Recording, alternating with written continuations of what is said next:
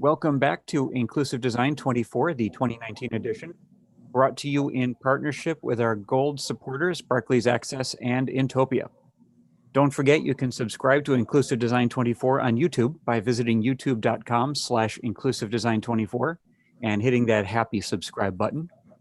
You can follow ID24Conf on Twitter, and if you have questions for our presenter, tweet them using the ID24 hashtag and we'll ask them at the end of the session. A reminder that ID24 is a respectful community with a code of conduct. You can find that code of conduct on our website, inclusivedesign24.org, and it is linked in the footer.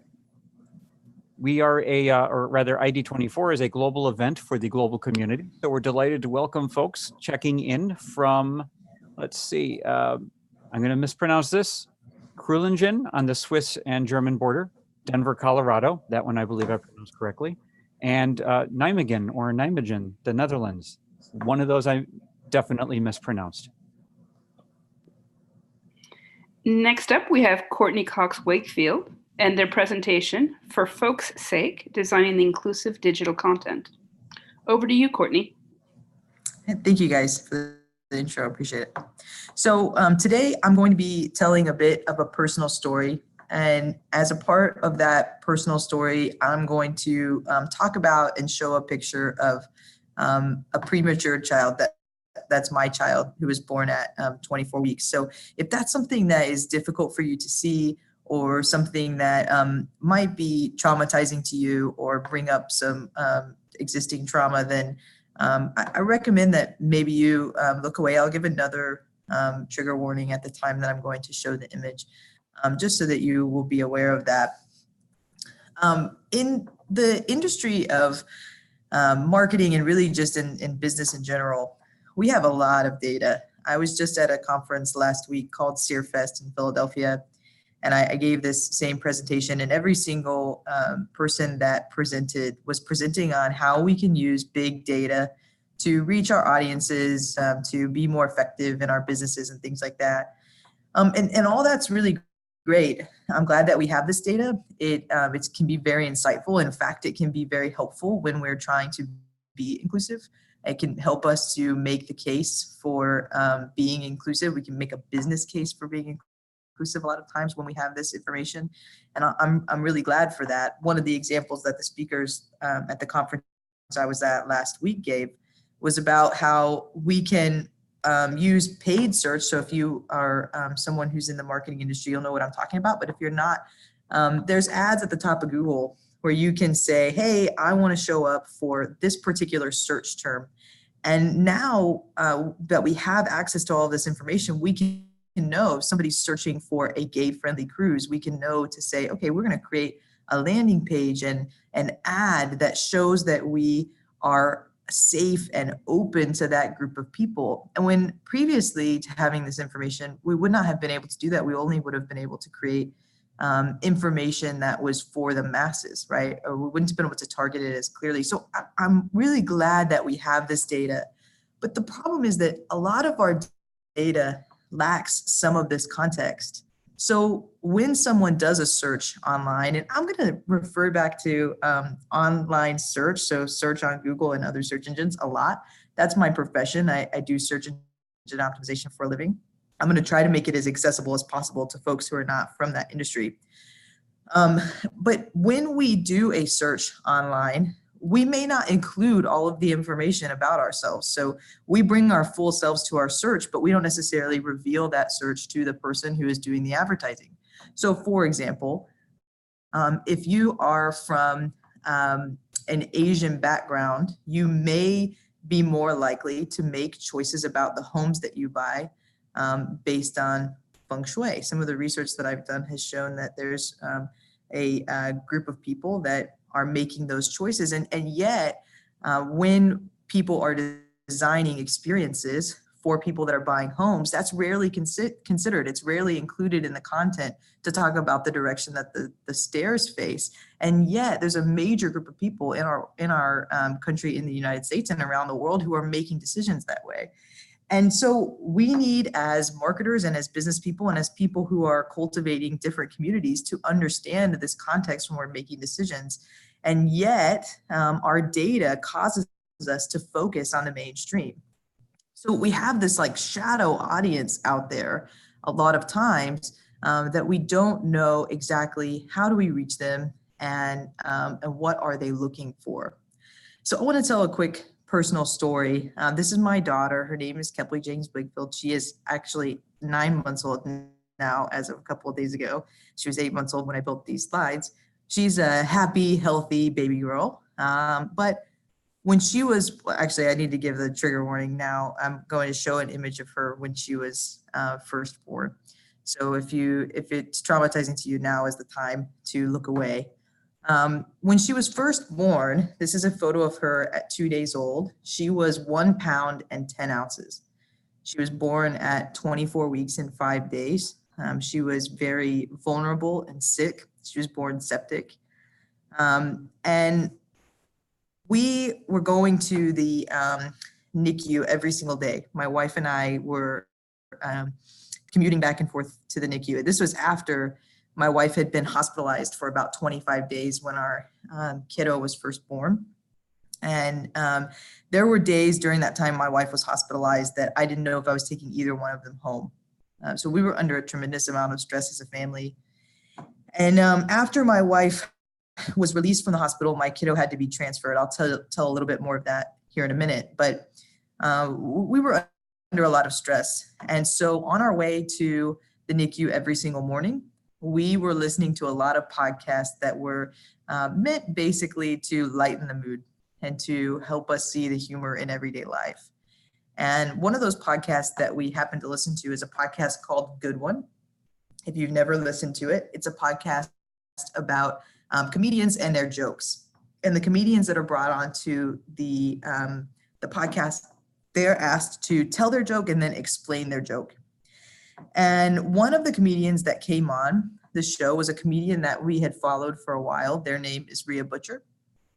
And as we're listening to this episode, we find out that they have a tour that they're doing. And so my wife goes to her phone and she looks up the tour and she says, oh, they're going to be in Fort Worth next month or in a couple weeks or something like that. And we knew that our kid was still going to be in the NICU. We thought, okay, good. This is a good time, a good thing for us to do to continue to de-stress. And so I said, okay, great. I'm going to go online and purchase these tickets.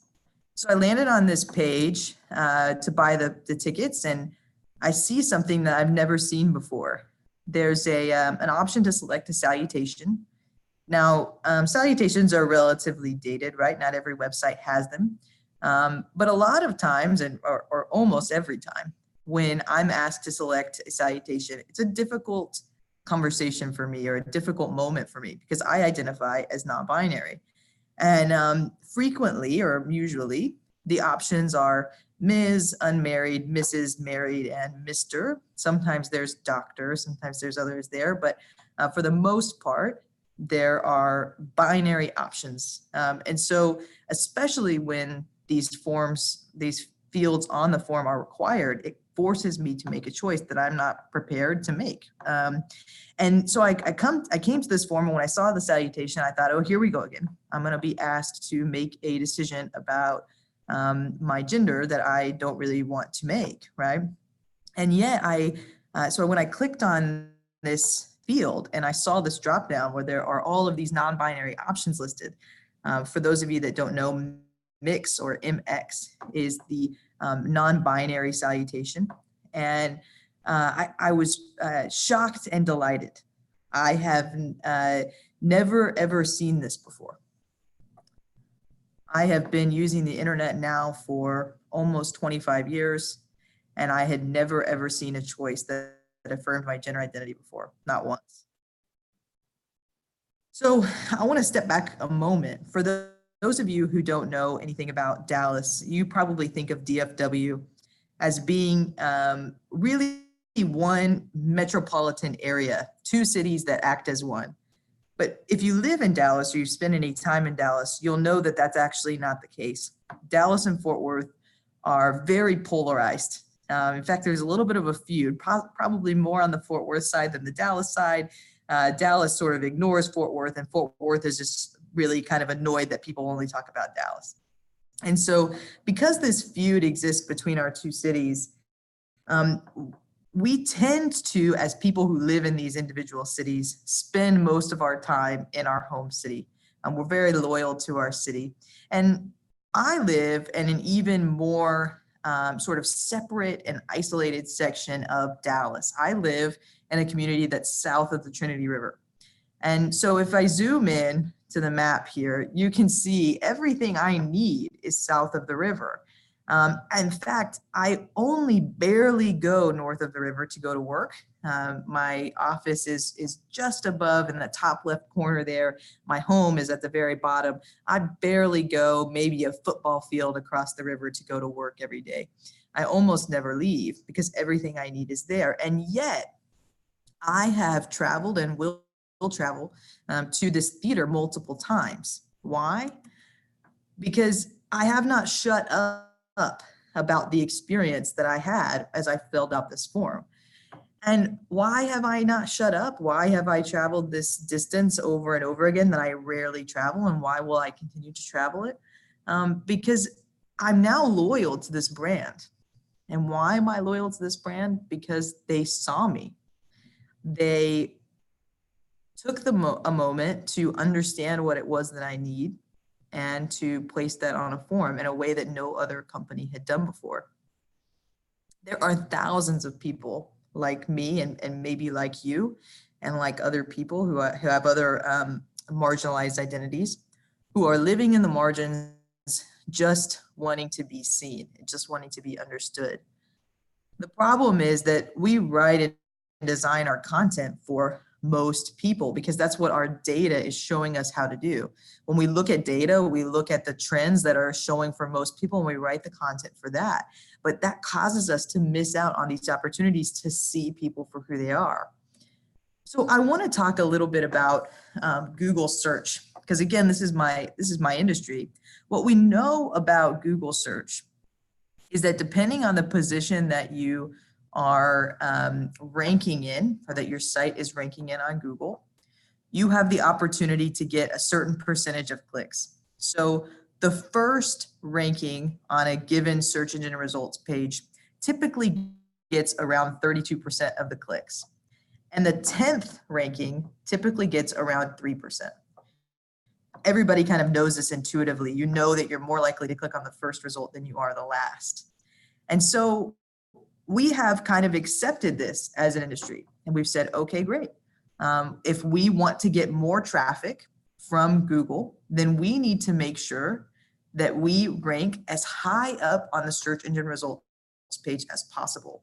But what if I said you could get the value of a number 2 ranking or ranking number 2 on the search engine, even if you rank number 9, by focusing on how to reach marginalized people. I'm going to show you how.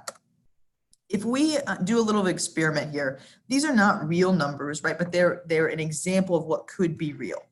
So if 80% of people are what we would consider the norm, right? Quote unquote, they're most people. And 20% of people represent marginalized folks or a marginalized group. Look at what this does to the numbers. So we've got this 20%, which accounts for 23.55 points of clicks. So the reason that this adds up to more than 100% is because, as many of you know, when you use Google, you sometimes click on multiple results. So the percentage adds up to more than 100 because of that, because sometimes people are clicking on 1 and 2 or 1 and 5. And so, you have that more than 100% result. And so, okay, great. We've got this 23.55 points that are up for grabs for somebody who wants to target marginalized groups. So look at what happens. If I'm ranking in position 9 and I take that 23.55 percentage points that's up for grabs and I add it to the 2.38 percentage points that I'm already guaranteed just because I'm in position 9, then I can actually increase my points to 25.93. So I'm getting a position 1 or position 2 value, actually it's position 2 value, excuse me, out of a position 9 ranking just by targeting and reaching the margins. So let's say, Courtney, you're being too liberal with these numbers. The margins actually don't represent 20% of people. It's more like 5. Okay, let's see how this plays out. So position 9 ranking, you add the 6.95 percentage points that would be available if we had 5% of people living in the margins. And then you add that up, it's 9.77%. So now you're getting a position 5 value out of position 9 ranking. I mean, I think most businesses, most communities who are trying to reach people online would say that's a big win. It's a big win to go from 2.97 to going to 9.77. That's almost a 4 times increase just by saying, okay, we're going to make our content inclusive of all people who are searching, not just the most people. And in addition to that, what this doesn't keep into account is the value of brand loyalty.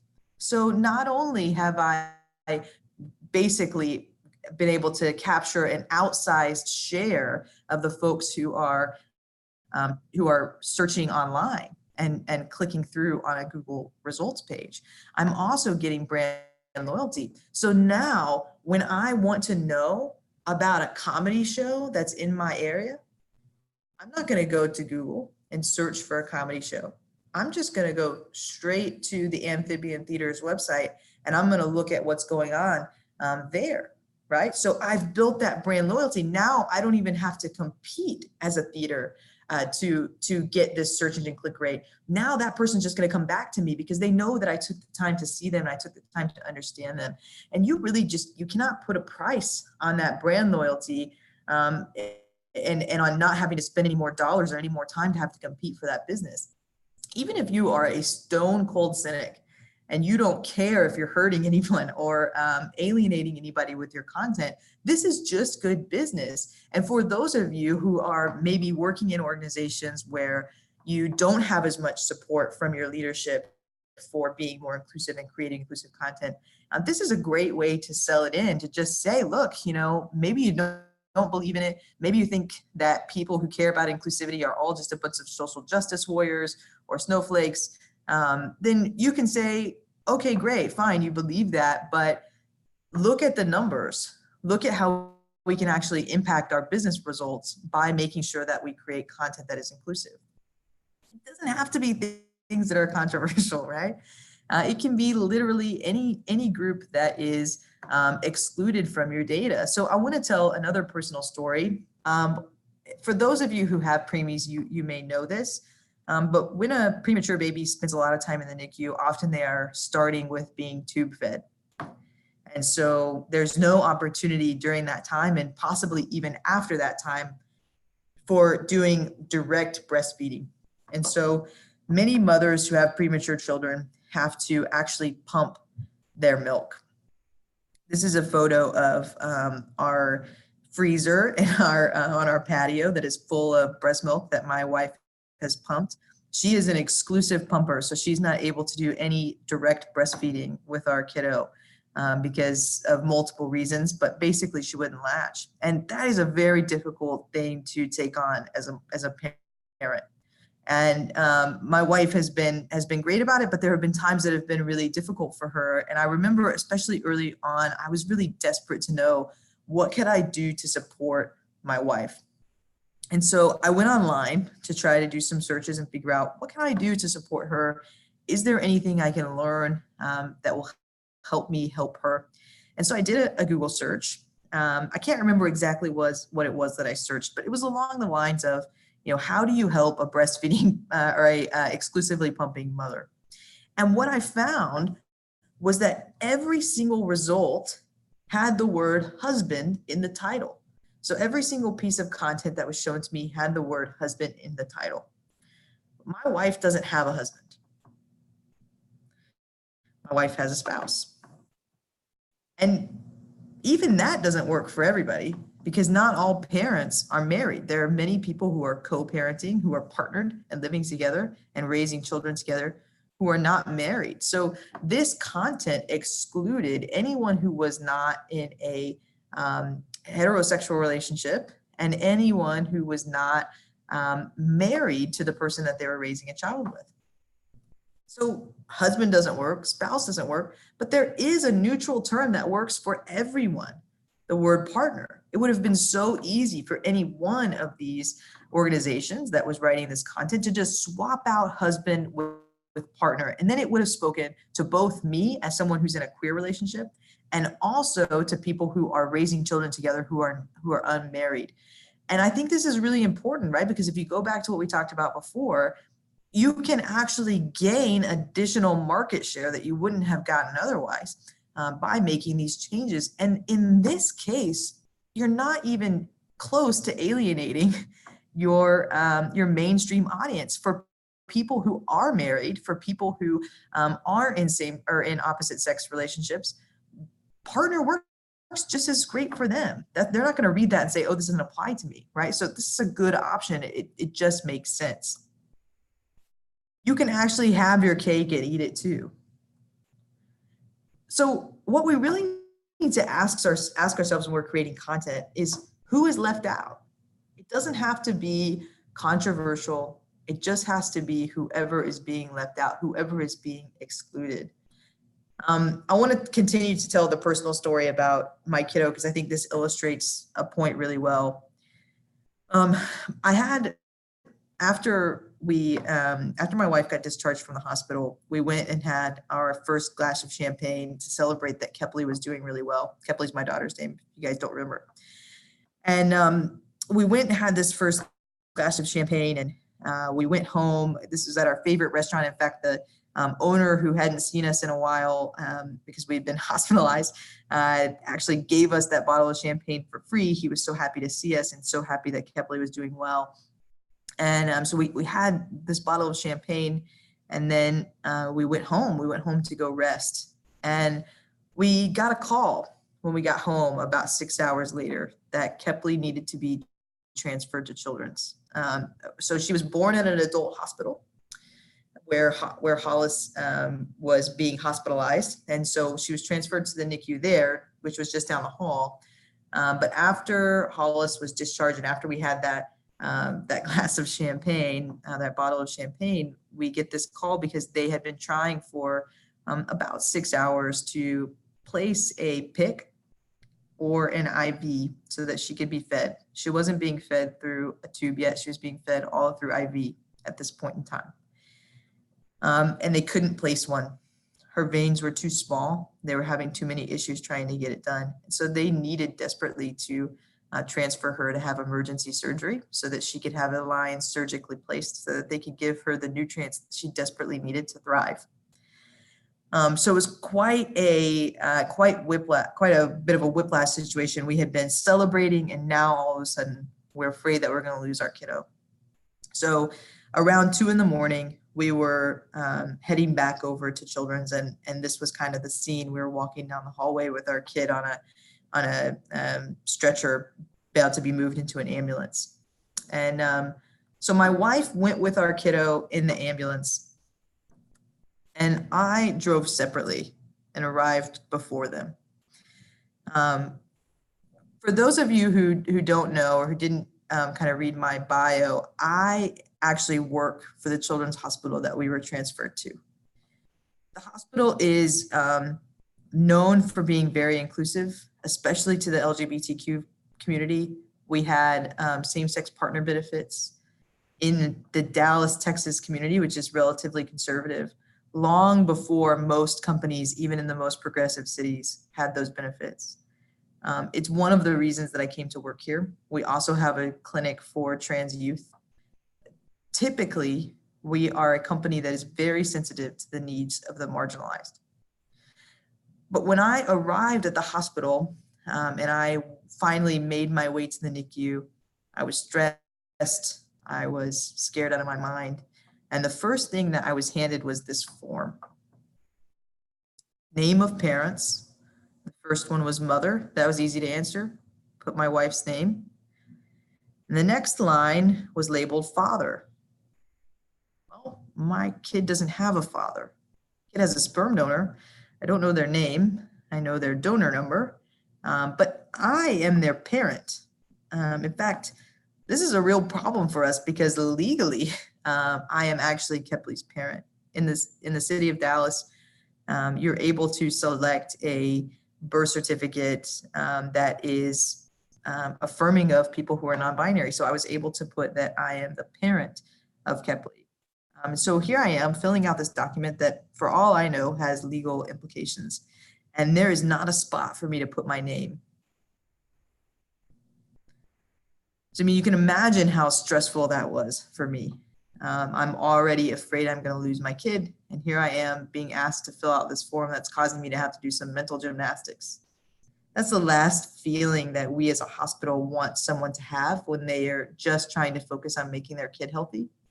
And also, it's the last problem that I, as a staff member of this hospital, want my teams to be focused on, because they should be instead focused on saving the lives of children. So this is all fine and good when it's a form, because as you can see here, I just crossed out father and I put parent. We talked with the staff and it seemed that that was fine. But think about a digital experience, right?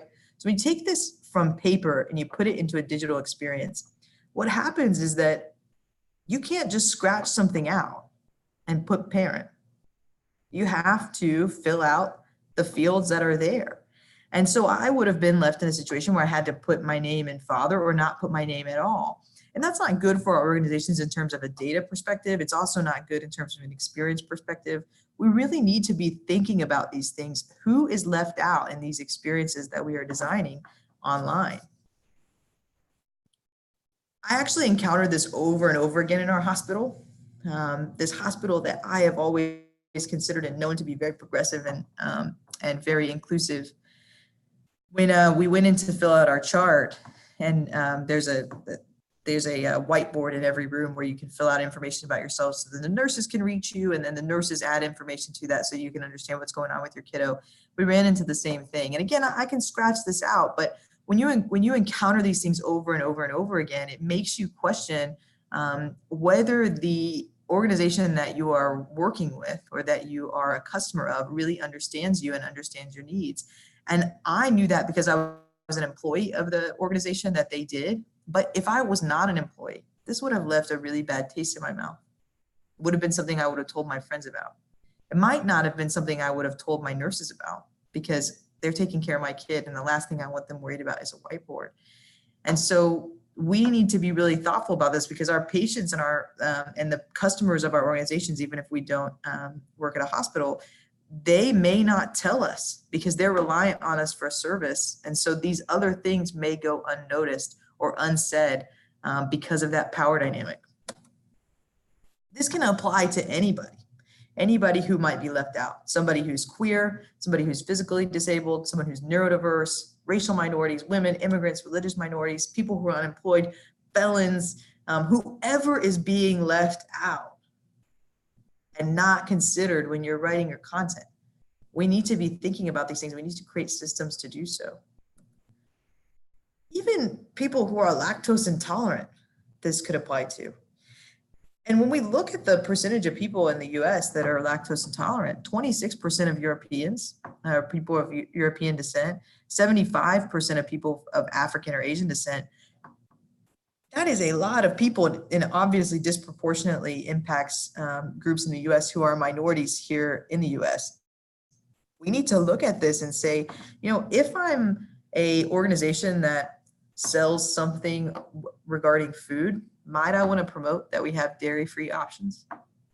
Because if my competitors aren't, if other people aren't on the search engine results page or in advertising or in other areas, we're missing out on reaching groups of people, large groups of people who have to avoid dairy. So it doesn't have to be something like marginalization in terms of an identity or a social group. It could even be something like a health disparity, like having to be dairy-free because you have lactose intolerance. So how do we know who is left out? Because what I explained before is that people bring these experiences, but they don't always share them. There's two main ways to do this, I think.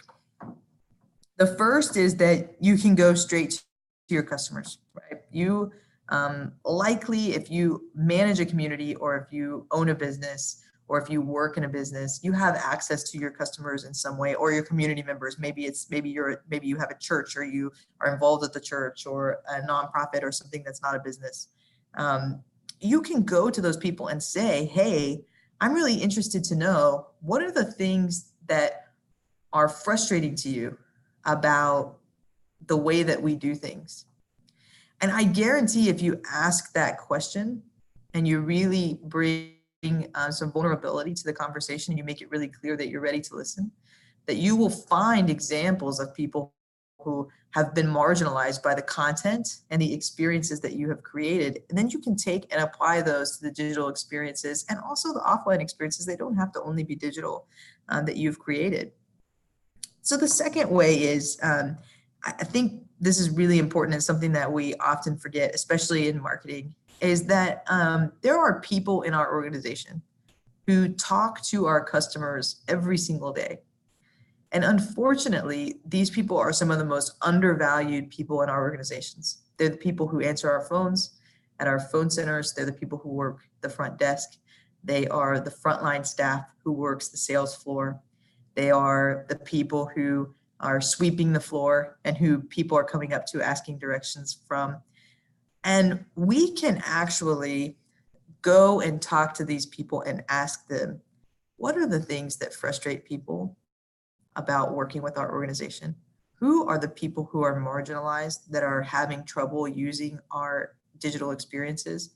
Who are the people who the content that we write doesn't speak to them well? And so you're constantly having to answer their questions or make changes to forms or scratch things out in order to accommodate. Ask those people what you can do. I guarantee they have a long list of things that you can do to improve things, and they just do not have access to you, or you have never asked. So I really encourage you to do that. Thank you guys so much. I hope that I've left plenty of time for questions, and really, if you don't get a chance to have your question answered, this actually is my real email, my real phone number. You absolutely can reach out. If you enjoy this type of content and you enjoyed my presentation, I have a new podcast I just launched about cultivating inclusive communities called For Folks' Sake. I would love to have you subscribe. And if you do listen, I would love to get your feedback and to hear from you about the content and other things that you would like to learn. So please subscribe if that's something that interests you. Thank you, Courtney. That was a great talk. I appreciated the that it was a very personal story for you as well. Estelle, Thank you. Yeah. Do we have any questions, Estelle? We do not. No one posted any questions on Twitter. I guess that means that you've answered everything. That was fantastic. Thank you for sharing. And I really like that there's inclusivity talks during accessibility conferences, just like I like that there's accessibility conference during accessibility talks during conferences about web performance and inclusivity, because it really is about reaching everyone. So thank you so much for sharing, especially such personal stuff. Thank you guys so much. I really appreciate it. I do have a question of my own, well, a couple of related questions. You said you have a podcast, and you've put the URL up there, but not everybody's going to be able to see that URL. Could you spell that? It is For Folks' Sake, with folks being spelled FOLX.com. So if you are typing it in, just make sure that instead of FOLKS, you spell folks, FOLX. And the 4 is FOR, not the number 4. That's correct. And I'm, because in my head you say that and immediately the numbers fall out. Yeah. Yes, that makes sense. That is weird like that. Good note for me. And then this is I want to ask this, not as it might sound like a loaded question, but it's not. Will you have transcripts on your podcast as well? Absolutely. We do have transcripts. Cool. Right now they start as machine transcripts, and then I have to go through and actually edit them. Here pretty soon, as soon as I can get enough funding to do so, I'm going to have human transcription. And Cool. I'll actually be working to hire somebody that is from a marginalized group to do that transcription, because one of the values of the organization that we're building is to hire and amplify the voices of people who are from marginalized groups. Oh, great. Great. So we did get a question, because always the questions come after we say, please give us questions before the end of the talk. The questioner was wondering, what is the best way to handle gender-specific things, like daughter and son, which might be children, but things like niece and nephew? So I call my nieces and nephews my nibblings. That actually is a real word. But there are some words that the gender neutral option does not exist. So for example, we have words like aunt and uncle. There's not a gender neutral word that exists for that. There have been some that have been suggested, but none that have been really embraced by the community. Most folks that I know who identify as non-binary, they have their nieces and nephews select a pet name for them. So my nieces and nephews call me Coco. And actually, so does my kid, my daughter. That is the name that we have chosen for her to call me as well. So that is really kind of like a super personal choice, and one that is not really clearly defined by our language. And I recognize too that this is really hard for international communities, especially those who have very gendered languages as they exist. So there is not a they, them equivalent in some languages. And so this is a very difficult thing to actually approach. And so definitely respectful of that, and recognize how difficult it can be for other cultures and languages to adapt. I'm going to bust in here with a question, and to qualify, if it's not obvious, I'm a guy. I'm a white guy as well, and I'm familiar with I only see it online and never hear it announced, but Latinx, and I don't know how I'm supposed to say that. You got it. You said it right. Latinx? Mm-hmm. Oh. You got it. Okay. I thought it would be something like sandwich hammer. I don't know. I'm making up. No, you pronounced it just right. Also, cool. One of the misconceptions about folks, because of words like Latinx, is that folks is meant to be gender neutral. Actually, it's not. Folks in and of itself, spelled with a KS, is gender neutral. There's not a problem with using the word folks at all. What the word folks spelled with an X does is indicate, hey, I mean to be inclusive of marginalized groups. So usually it's specifically meant to say I'm including transgender and also people of color when I say the word folks with an X, or write the word folks with an X. But people often also mean that they're inclusive of all marginalized groups, so people with disabilities and other things. So the critique often is, well, folks is already gender neutral, and that's absolutely right. That is not what it's meant to indicate in this case. A little extra signal, if you will. That's right. Gotcha. Especially since folks is something that people call their parents. My folks are coming over for dinner tonight. It doesn't, it often doesn't have the first thought of being multiple people, not just your parents. Yeah, that's true. That's very true. And also, people of color, trans people, people who have disabilities, they can't necessarily take for granted that they're being included in a lot of conversations. So it's nice to see that and think, okay, this person is intentionally showing to me that they mean to include me. Awesome. Well, again, I appreciate the talk. This was a great talk. Estelle, did any other questions come in while I was looking for the button? Let me check while I look for the button. Yeah, we have buttons everywhere. It's almost alarming, in fact. Just compliments of great insights. Oh, excellent. And I will agree with that statement. Yes. Same here. It's always hard when you're doing a webinar because you cannot read the room. Yep. Very much understood. Okay, well, I'm going to do the outro. Thank you again, Courtney. That was great. For all of our viewers/listeners, if you like this session, hit that YouTube like button. And don't forget that you can subscribe to youtube.com/inclusivedesign24 for future notifications.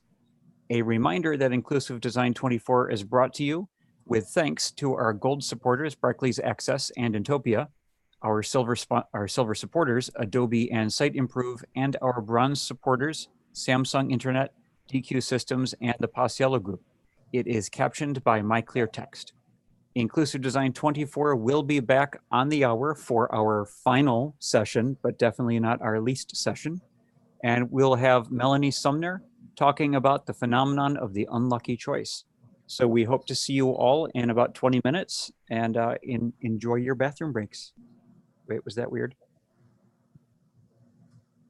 Yes. Thanks. And cheers all.